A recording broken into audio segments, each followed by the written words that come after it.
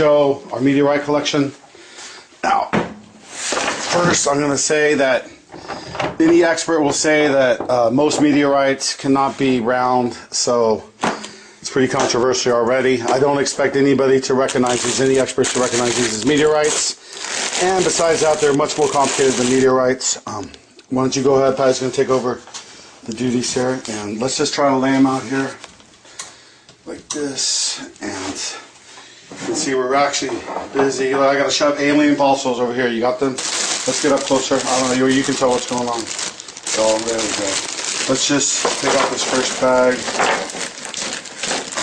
We're going in no particular order. Once I take them out, I can start describing them in more detail. Okay, I'll take over so I'll know which one. Alright. You can see these are all made out of type of iron material. Now, when you study meteorites, you'll hear that the experts say that most of them aren't round, and a lot of mine aren't round. Then again, a lot of them are round. So first off, you learn that. Then you learn that, okay, what I've found is that a lot of these meteorites, now this, it's going to, like, a lot of you aren't going to believe it, and a lot of you will say, oh, that makes perfect sense. A lot of these were like little aliens that probably entered our atmosphere and burned up and turned to these. So I know it sounds weird. What evidence do I have of that? Well, just like with everything else, I have tons of evidence. So let's say we have these kind of little alien guys over here. Look, that's the first view of that. But we're not showing anomalous fossils today. To understand, if they only wish they had a dinosaur that looked like that. And they will lie eventually and say it, but luckily I have stuff that they cannot say is any kind of dinosaur. But trust me, whatever I think of, whatever I come up with, they're going to think up something to counter it. But that's how science works today. It's as evil as anything else. To give you an example why I think this is an alien skull, because I have the exact same type of alien skulls that look like this. I have dozens of this exact shape. But he's the same as these meteorites. Now, once again, no one's going to say these meteorites. If they were just meteorites themselves, regardless of being any type of alien skull that fell to Earth. But see what I'm saying? So who's going to believe I have meteorites any more than I have giant human skulls 100 million years old? I have giant alien skulls 100 million plus years old. You see what I'm saying? So, it's $1 million meteorite collection that's not going to be cashed in at this point. But oh boy, wouldn't it be so nice if this stuff got out? Because guess what? Guess who has a big mouth? Humans win. And Patty, man, we like to say all the truth. So if they let us succeed, of course they're going to think that we're going to let all the cats out of all the bags, and they're very afraid of that. This is the secret stuff. This is what, when you get to be the 33-degree Mason, this is basically knowledge you learn. Of course, I'm going to give you this kind of stuff for free, but the world is happy to, partake in the information I have to offer.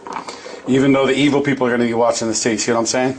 You saw what I just showed you with my mom the other day? Okay, so odds are, since I've been in special programs. When I say special education, it's not quite what you think. It's a different kind of special education program for, they've just, I don't know why, they've probably singled out strong males. I was a pretty darn good athlete. And I was also, let's say I was a bad scholar, but I tested really high on stuff. Not tested high, but tested way up on the, charts they use to test different tests. Anyway, so back to this. These are, so now the thing that would be to do is get these analyzed by an expert. But, why am I wasting my time on that when I have all this other stuff? You see what I'm saying? So I've just been, why I'm collecting these, I've happened to find in the same dig. So therefore, we have other options and stuff. These could have been formed at the same time. So we're going to take you through scenarios of how these were formed. Like I said, the best thing to do is to be able to take these to a quote-unquote expert. But when you know what I know about the paleontology community, it is embedded. The fossil community and the gems, minerals, and meteorite communities is all these communities are rather connected, you see? And these things are watched. They know what to watch. You see what I'm saying? So that's why I never really bother showing this. Most people be like showing it anyway. So the scenarios of how these are formed. Now, these could have fell from space. At first I just thought there might be just normal meteorites until I noticed they were creatures that looked like creatures I was finding, you see. So I'm like, wait a second. So then it led me to several scenarios of how they were formed. I'd also like to add that I've seen similar shapes of meteorites up to, I'm assuming, miles wide. Does that make sense? So I'm saying that these are not just micro skulls, the macro of things, you know, asteroid size. I know. Might as well let all, like I said, might as well let it all hang out. If no one's going to believe anything else I show, so why are they going to believe this? Of course, someday it will be noted in all the history books as reality, you'd imagine, because that's how strong the evidence I have is. So, once again, as I tempt you with these scenarios, they could have, and you can, of course, have your own interpretations and stuff of how they were formed, and most people would not consider them, like I said, meteorites. But they have a high metal content. Let me tell you, since I know all my other stuff has a high quartzite content, you know, more calcified, etc. And this definitely was formed through great heat. So that brings us to a scenario where, let's just say, these guys somehow were, whatever reason, a planet, a meteorite, something in a near collision or something, or brushed by the Earth, and these guys fell from orbit, you know, and landed into our atmosphere and thus onto our planet. But then we have these other guys to think about. They were here too. Now, when you study the Hindu Vedas, you'll see where they said that a lot of mankind was brought down, you know, at least in that region, due nuclear war. And there's actually a lot of findings there with, you know, radioactive nuclear signature still, so it makes you really wonder. Now the problem with these are 100 million years old, so they might not, you see what I'm saying? That's my guess, is they're at least 100 million years old. So the when you go to the half-life of the radioactive, whatever it may be, so if they were killed, first of all, it's amazing that there could have been nuclear war that long ago, but perhaps that happened too, nuclear war. So that could be a scenario 2. Now scenario 3, like I like to think, is what if through great explosions, these guys were thrown up into the atmosphere and fell back down and burned and melted. See what I'm saying? So such an explosion that destroyed the entire Earth, and all these guys, see where I'm going? Threw it up in the air, and whence it landed on old planet Earth and cooled down. But then why would they be next to these guys, you see? So, once again, I really don't mention it, but you know, me and Patty talk about it. We wish we had, right? So we did a team of scientists or something to help us, and maybe someday we'll get some help, right? Yeah. But how are we going to find some honest scientists when we've already talked to paleontologists, right?